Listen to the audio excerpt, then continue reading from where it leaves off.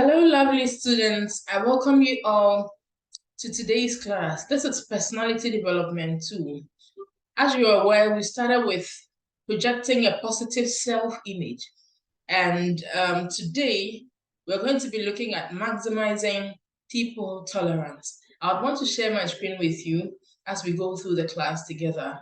And I believe that by the time we're done, you'll be able to appreciate whatever I have to explain to you in terms of maximizing people tolerance. I trust that you can see my screen from wherever you are. Okay, so personality development 2. Now, by the end of this class, I expect you to be able to define personality typing in your own words. You should be also able to understand the 4 temperaments model as well as explain the Myers-Briggs personality typing. So let's go into the class and then understand what we have for today. Now, tolerance is one of the most important concepts that we have had to deal with as individuals. You notice that in every relationship that you find yourself, the people around you, if you are able to tolerate people, you are more than able to have peace of mind. And therefore, there's a very important mandate on us for us to be able to tolerate. Understanding the fact that people are different, and therefore we have to accept others' opinions and preferences is key to our peace of mind in life. All right. There's a saying by Carl Jung that goes that the shoe that fits one person pinches another. There's no universal recipe for living. And this is a very wise and deep saying. If you feel that everybody should be like you, then it's a wrong motive. There's always a need for us to be able to tolerate other people. In an attempt to tolerate people, one of the key things that we have to understand is personality typing. Right. Now, personality typing is actually a system of categorizing people according to the various tendencies. When we say tendencies, the traits, how we are able to think, how we act. So people are different in every aspect that you look at it. And therefore, there's a need for us to be able to categorize people in certain groups, in certain types, so that we are able to understand them better. Okay, sorting people into meaningful groups is very crucial. And you understand that even though people have themselves in various groups, not all the traits that you find in the group will be applicable to an individual. You can have somebody having all this and then having that. So you can have bits of this, but once there's a dominant group that you belong to, then we consider that is actually your personality type. Now, you can belong to more than one group as an individual. Great. So one of the models that psychologists over the years have tried to use to understand people, to understand how people are categorized into various typing is what we call the 4 temperaments model. And this model originated from Greco-Arabic medicine. And this is an attempt, the Greco-Arabics tried to use what we call humorism.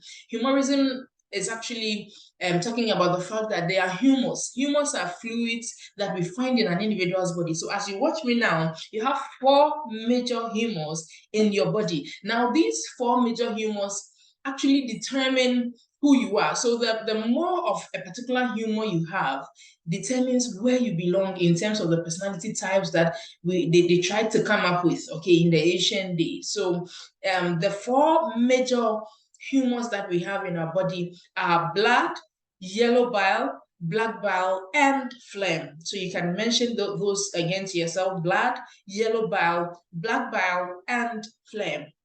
Great.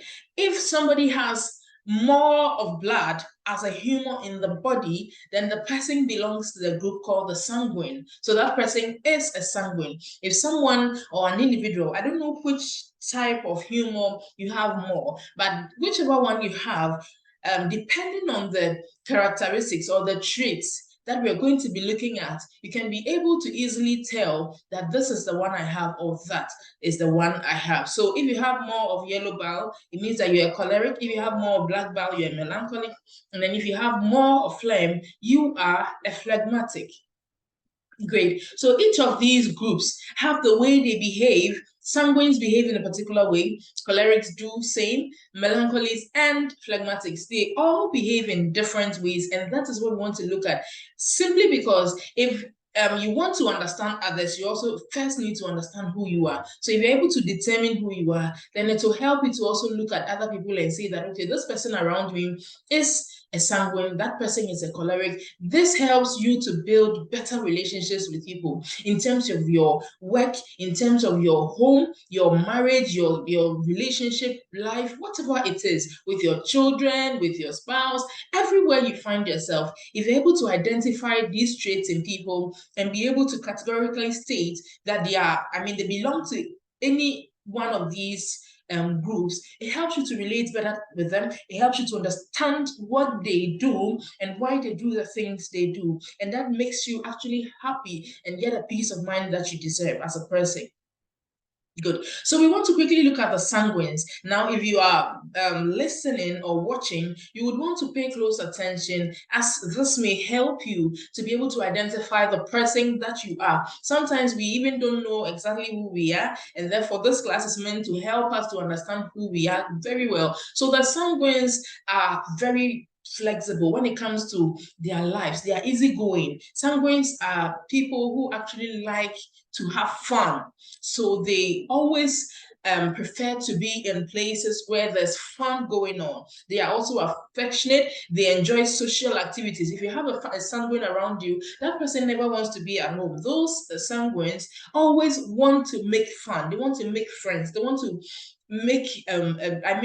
find new territories. They are very adventurous. They are imaginative, creative. They are also enthusiastically very they also try to enthusiastically promote new ideas. Okay, at every point in time, sanguines are very generous in everything that they do. They try to be kind to other people. They are light-hearted. They wear emotions. At every point in time, sanguines are easygoing. Being with a sanguine, you don't find the sanguine being angry. They are usually very easygoing. They don't take things to heart. So if you are like that, you want to assess yourself and know that you are actually a sanguine. Okay, so whenever there's no fun in a particular activity, sanguines lose all the interest that they have in that activity. Okay, these are a few adjectives that I've picked for you in terms of sanguines. They are cheerful, they are curious, they are creative, they are very optimistic. Sanguines are energetic, they are spontaneous, they are also impulsive, assertive, and goal oriented. These are the characteristics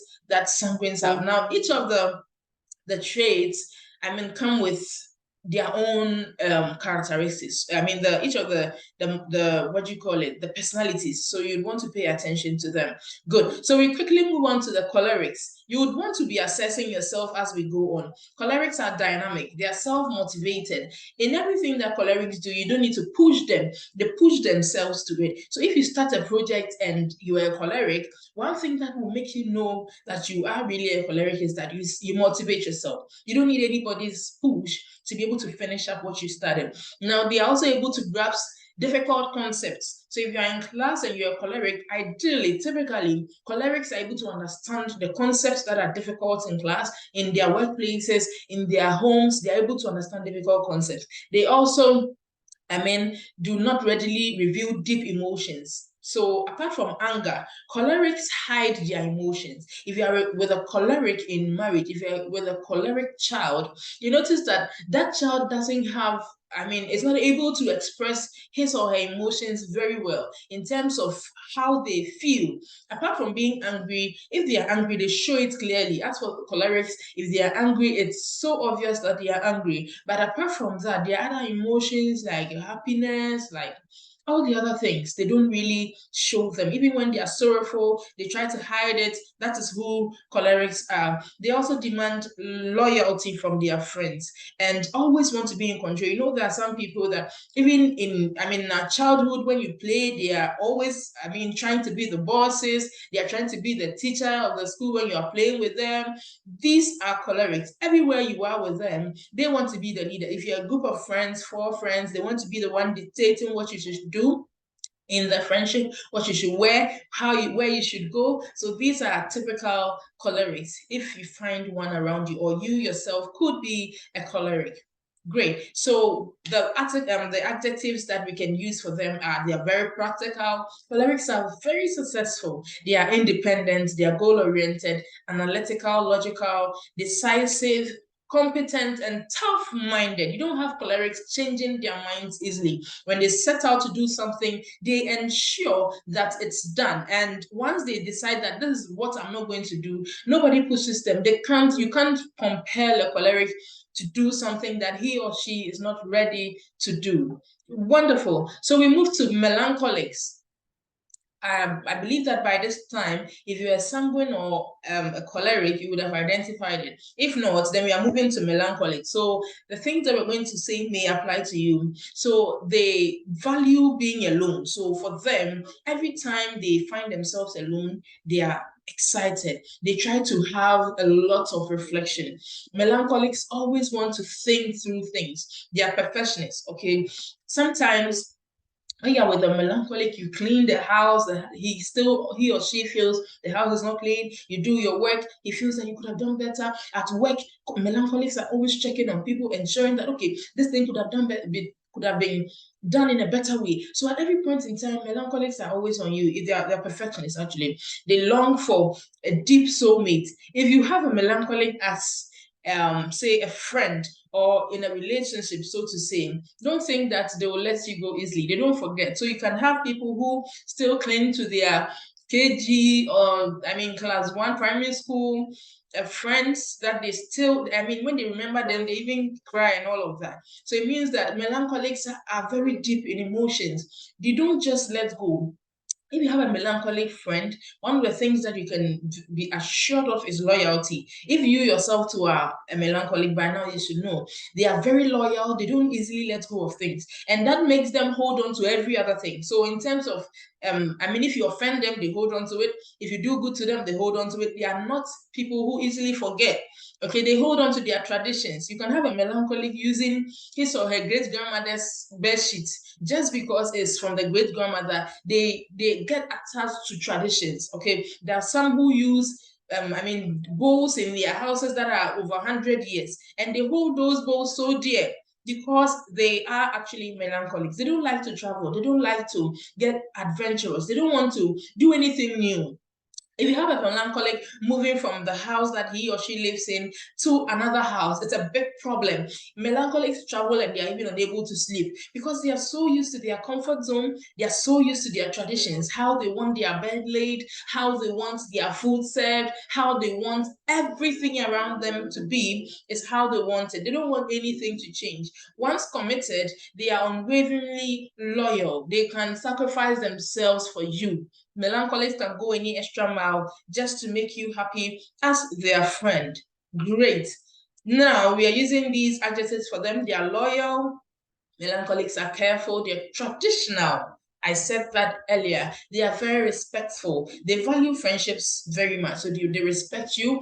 They are calm. They are confident. They are orderly. They are persistent and also very patient. Melancholics don't rush. They do their things very calmly and they don't want to change. Once they get glued to something, that is what they want to be with. That is why if you date a melancholic and you think that you can date her today and just dump her tomorrow, it's a lie from the pit of hell. They will follow you. They will cry over you till death do both of you part on this earth. So don't think that you can just dump a melancholy because they hold on to you so bad that you wouldn't want to even think of leaving them anywhere. At work, you know, there are some people who live with you in a community and once you leave, anytime they think about you, they're emotional and they're attached to you. Those are melancholics. Good. So this brings us to the last type that we have, which is the phlegmatics. Now, phlegmatics, they possess what we call a dry wit and a steady, amicable demeanor. They have a very amicable, friendly demeanor. They compose themselves in a very friendly manner. If you have phlegmatics around you, you don't think of harshness. No, they are not rude. They are very, very friendly. They are dependable, polite, and even tempered. They don't get angry easily. Okay, they feel more comfortable when they're in a small group.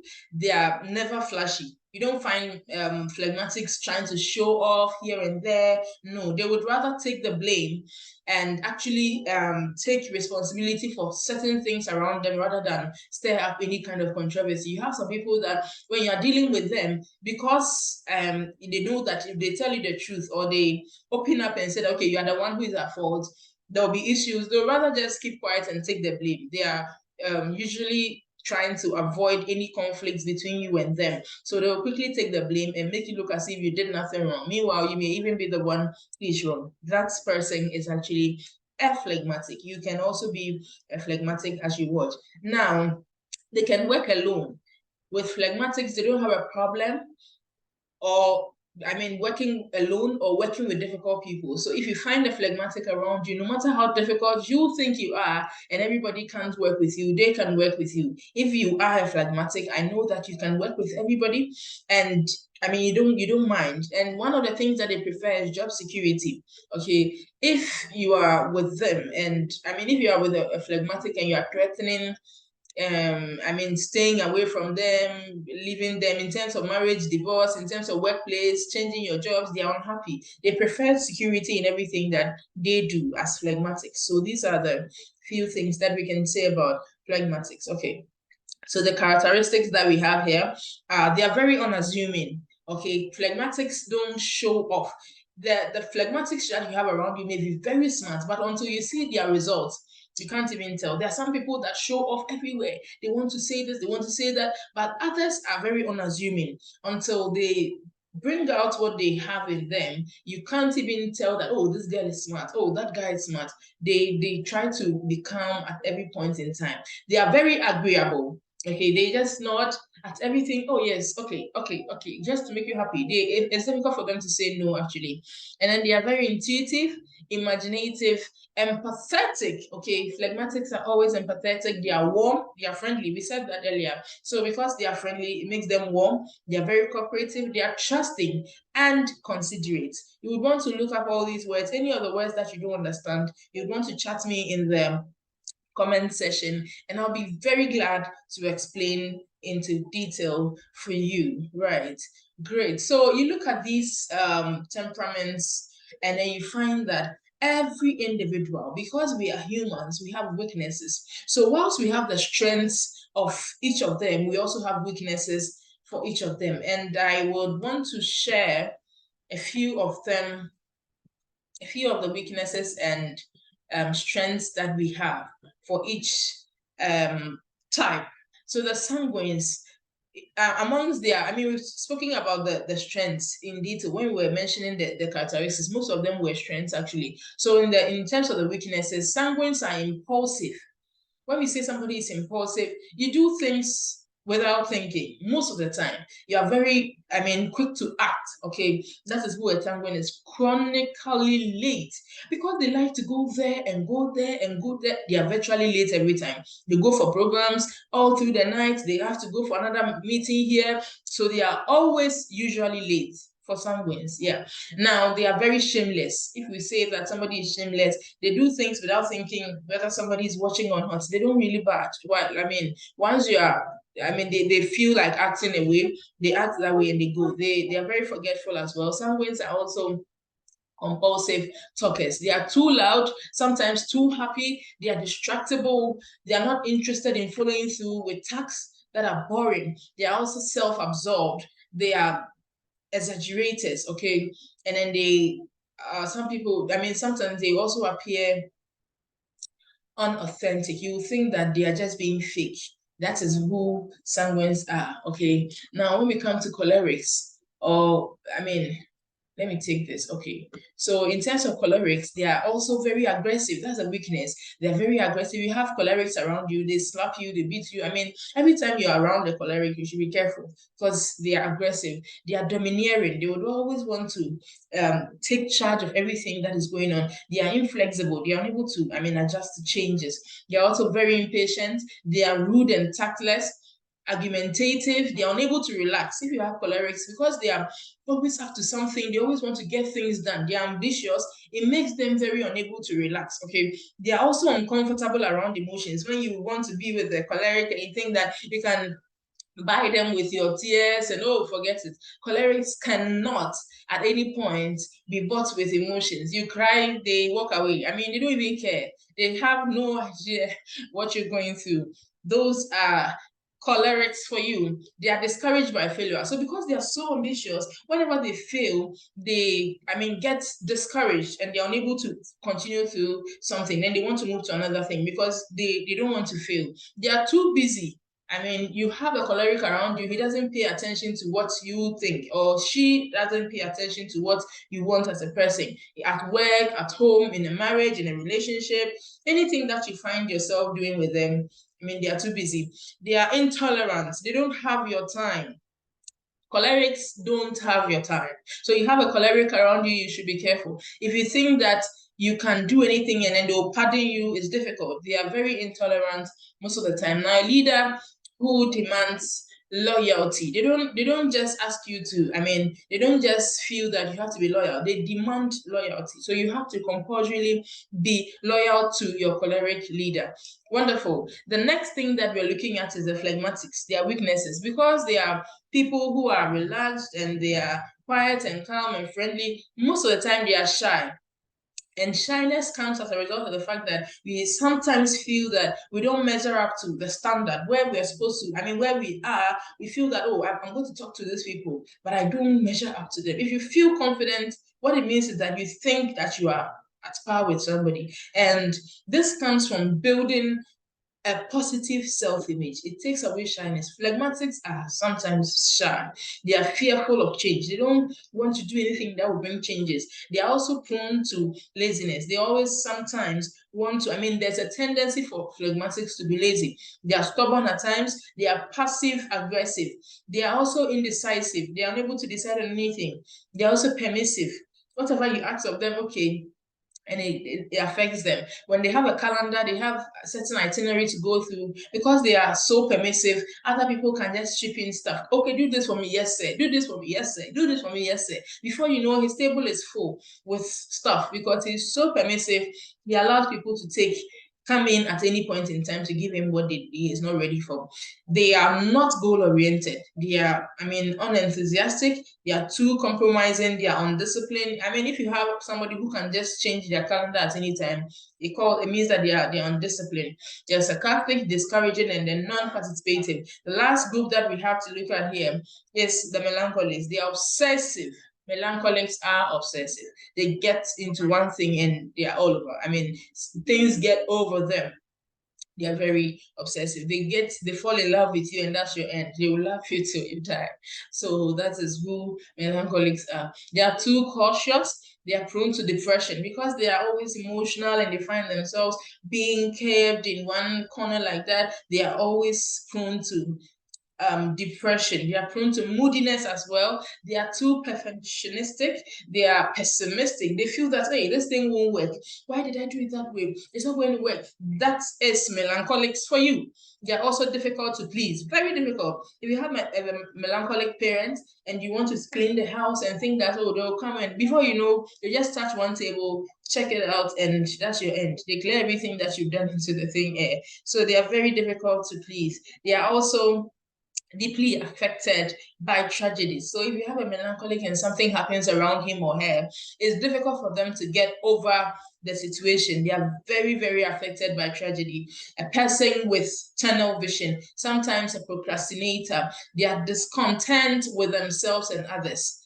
Okay, and they are prone to play the matter. These are the weaknesses and strengths that we can talk about in terms of each of the personality types. As you look at them on the screen, I would want you to measure your own personality and check to see if you find any of these weaknesses and strengths. Now, the reason why I'm so particular about letting you understand these strengths and weaknesses is that if you find that these are the weaknesses of the personality type which I belong to, you would want to work on the weaknesses to make them actually turn into strengths. Okay. So if you find yourself being a sanguine and you are impulsive, you are always shameless, you are forgetful, you want to work on these things. So analyze yourself as a person. You don't want to just sit and read and say that, okay, oh, this is my weakness, and you are excited about it. Weaknesses are not meant to be made fun of. You know what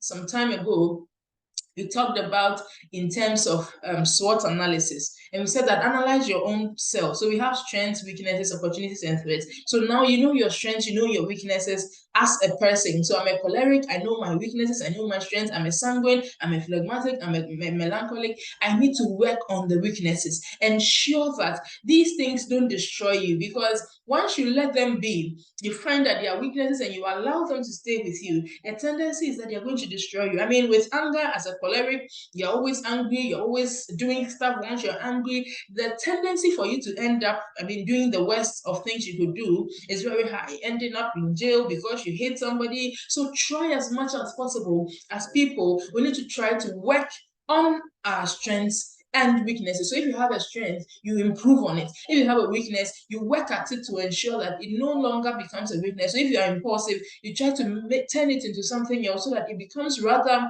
a good thing for you rather than a weakness. Right. So after looking at the 4 temperaments model, another model that is very, very used, is used everywhere by the psychologists, is also the Myers-Briggs personality model. This model was actually propounded by Isabel Briggs Myers and her mother, Catherine Briggs. Two people, Isabel and her mother, Catherine. And they said that based on a study, several studies that they did, they found that people can be categorized in 4 major areas. Okay, so people can either be introverts or extroverts. So introversion or extraversion. People can go the other way, sensing or intuition, thinking or feeling, judging or perceiving. So every human being falls in one of these categories. It's either you are leaning towards introversion or extraversion, sensing or intuition, thinking or feeling, judging or perceiving. So these are the 4 categories propounded by Briggs and Myers. So you have the Myers Briggs, okay, because it's Isabel and then the mother. You combine their names, Isabel Briggs Myers. So Myers Briggs, okay, and the mother's surname is Briggs. So you say Myers Briggs personality typing. Good. So with the introverts are energized by people. Okay. Every time you find an introvert, the most important thing to introverts is people. They enjoy a variety of tasks. So everything that has to do with doing something out, going with people, seeing people, talking to people, makes introverts happy. Okay, they are very good at multitasking. If you are an introvert, you can attest to the fact that you can do a lot of things at a time. You can relate to that person, go there, do that. Now, when we come to introverts, whilst extroverts are very energetic, introverts are very, quelled in. They always want to work alone. If they are not working alone, then they will always want to be in a very small group. Okay, and they always prefer a deliberate pace. They don't want to work anyhow. They want to always ensure that, okay, this is a pace with which I'm working, at which I'm working, and they are always ready to stick to that pace. Those who are senses, when we say senses, are people who are, so we finished the first part, which is extroverts and introverts. So we come to sensors and intuitives. Sensors are people who are very realistic and they focus on facts and details.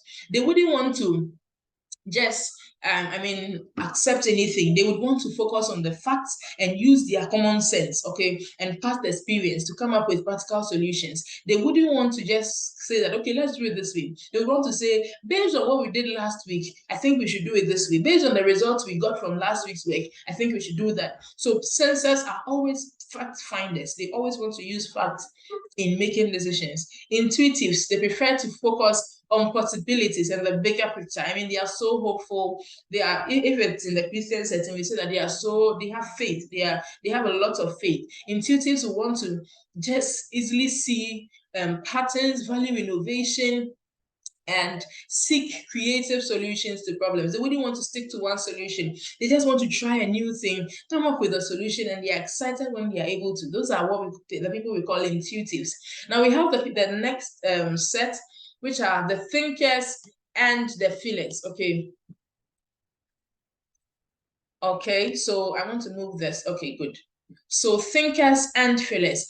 Thinkers tend to make decisions using logical analysis, objective way, pros and cons, and value honesty. They are thinkers. When we say somebody is a thinker, they make decisions using anything that is not logical is not for them. With feelers, they tend to be sensitive and cooperative and decide based on their own personal values and how others will be affected by their actions. So they feel for others. How they are feeling is based on what they will take their decision. They don't just take decisions with logical reasoning, but they take decisions based on how they feel and how others will also feel about their action.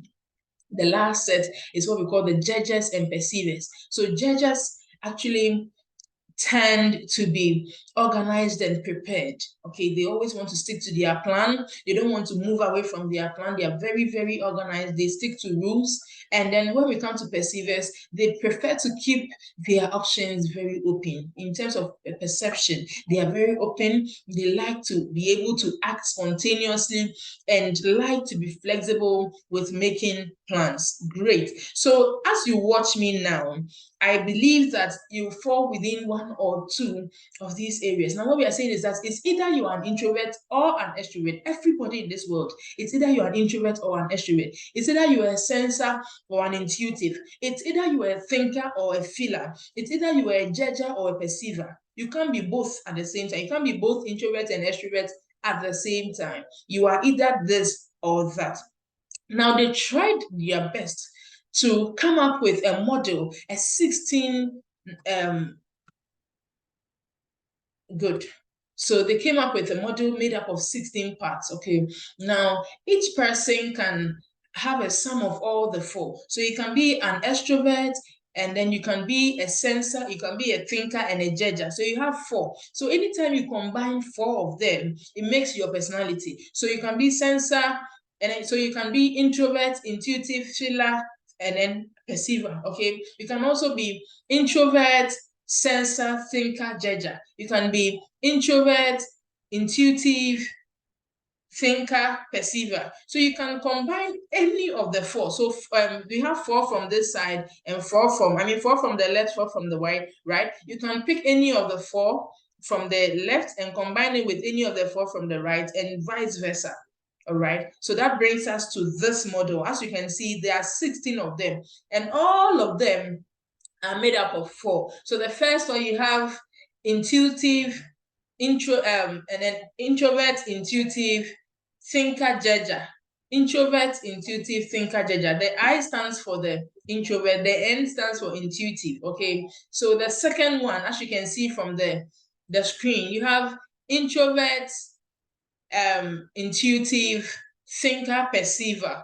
Then we have extrovert, intuitive, thinker, judger. Okay. Then extrovert, intuitive, thinker, perceiver. So you combine any of the four at any point in time, and it gives you who you are as a person. Now that you understand each of the four on each side, I mean the four on this side and then the four on the other side. So it's either you're extrovert or introvert. You would want to combine, look through and combine to get your own four, which makes who you are actually. All right. And then, I mean, that will also help you. And once you compare that result you'll be getting from here to the 4 temperament model, you find this going on. So, I mean, with still going with the Greek Arabic medicine, they have what we call the water, the earth, air, and then the fire. We'll go into that into detail some other time. But you notice that those who are INFP, ISFP from the Myers-Briggs model, if you remember, those who are INFJ, ENFJ are all under the group we call the phlegmatics. Okay, those who are sanguines are ESFP, ENFP, INTP, ENTP, and it goes on and on. So those who are melancholics are, can you see from there? You realize that each of them has their own section going on there. So this is a combination of both the first model and then the second model, the four temperaments model, and then the Myers-Briggs model. As you can clearly see, if you're able to identify who you are from this side, and then you relate it back to the four temperament model, I believe that you will understand better who you are. Now, you can actually apply this to everybody, okay, around you. And we have to understand that before you are able to clearly know who other people around you are, you would first have to know who you are. It's very important for you to understand who your children are. Even if you have 10 children, even if you have twins, each of them has a different personality. For you to relate better to them, for you to be able to nurture them, build them up, for you to be able to train them properly, you first need to understand who they are. Don't compare each child, I mean, one child to the other. Don't compare your spouse to another. Don't compare the person you are in a relationship with another. Don't compare your work colleagues to one another. Ensure that you understand each person, and it starts from you, and I mean you. It starts from being able to know who you are as a person. That is what is going to help you to understand others. This is what we call emotional intelligence in psychology. I'm sure that we'll get the chance to go deeper. If you have any question, don't hesitate to put it in the chat console. I'll be glad to answer your questions anytime I find them in the chat console. I wish you well. Have a safe day for yourselves. Bye.